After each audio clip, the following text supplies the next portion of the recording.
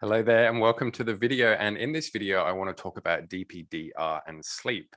Possibly you're having difficulty sleeping right now, or you might be oversleeping.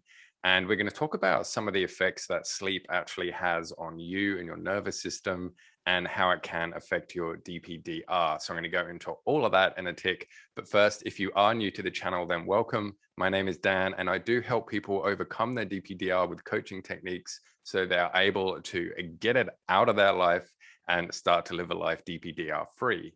When you are trying to get over DPDR and recover from it, there are a number of things that you can do, and everything that you do helps. When I'm speaking with my clients, when I'm coaching, we call this state management. So it's about what state are you in?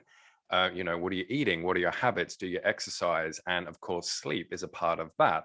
So if you're not getting enough sleep, then you're not actually giving yourself your best chance of success to be able to overcome this, because everything adds up. And if we can start to sort of work on a little bit at a time, then it's really going to give you your best chance of success. Here are my top 5 tips for getting a better night's sleep. Avoid caffeine later in the day. Caffeine has lots of benefits, including enhancing your focus and giving you more energy. But if it's consumed later in the day, it will stimulate your nervous system and could stop your body from naturally relaxing at night. This is probably a bit of an obvious one, right? But it's one that people look over. And also remember that caffeine can be in tea, coffee, as well as soft drinks. Obviously, if you're getting that sort of caffeine buzz or that soft drink buzz or whatever it is, that's not really a good state to be in, which is inducive of getting a good night's sleep. So if you do feel like a cup of coffee or tea in the evening, then consider sticking to decaffeinated coffee or tea. And of course, water is going to be a lot better than soft drinks. Reduce blue light exposure in the evening and night. This type of blue light can trick your brain into thinking it's still daytime, which will mess up your circadian rhythm and reduce the production of melatonin, which actually helps you sleep. All electronics emit blue light. So if you're lying there in your bed, watching YouTube, flicking through Facebook, whatever it is, what that light is telling your brain is that, oh, it's still daytime, so I don't need to start preparing myself for sleep. And that's why if you do this and then you just switch off your phone, turn off the sleep, you probably find that your mind is still wired, you're still buzzing, you don't necessarily feel relaxed. So you can avoid your electronics and devices at night. If you really, really don't want to do that, and I understand that as well, then you can consider getting some blue light glasses, which actually filter out the blue light. Some more tips to help you get some good sleep. Do your best to wake up and go to sleep at the same time. This is actually quite a big one because not a lot of people do this. They might have naps during the day. If you are having naps during the day, then try and make those as short as possible or reduce them, or better yet, get rid of them altogether. But I know that sometimes it can be hard to get up and go to bed at the same time every day, particularly when it gets to Friday night or Saturday. Friday night, you might want to go out. Saturday night, you might want to sleep in, and that's all fine. And I'm pretty sure everyone does it.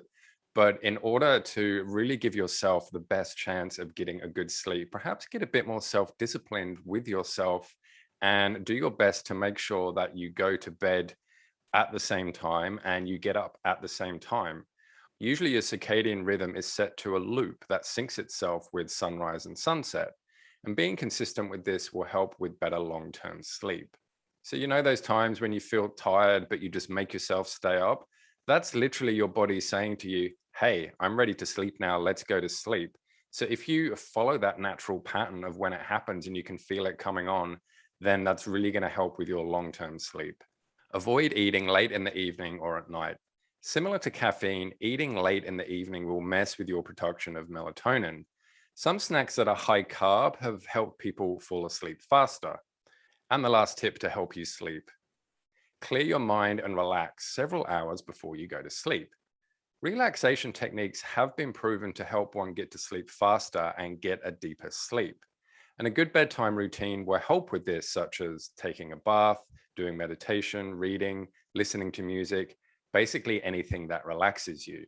And I'm sure you've experienced this too, where you perhaps think that you feel relaxed, and then as soon as the head hits the pillow, all these thoughts start going around, what am I going to do tomorrow?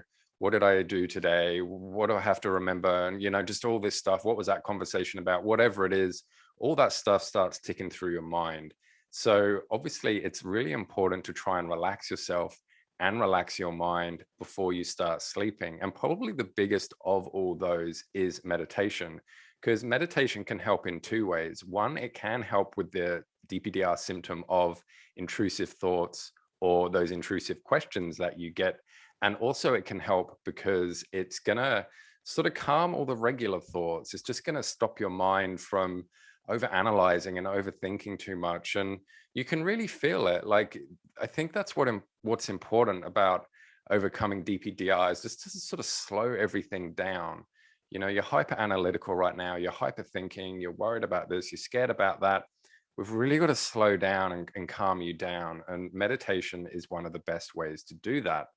If meditation isn't for you, then see what works for you. Is it reading a book or listening to music or just lighting a candle and, staring at it for a while or something like that? By the way, candles, they don't emit blue light, so that's okay with that.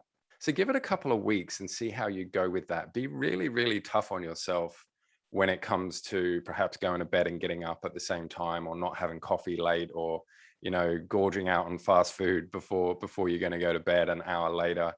And just see the difference, see what difference it makes. And I'm pretty sure you're going to find that it is giving you a better night's sleep. So that's it for today's video, my friends. I hope you've all gleaned a little bit of information from this. And I wish you all a very, very deep night's sleep in the future. And until next time, I will see you all in the next video. Bye.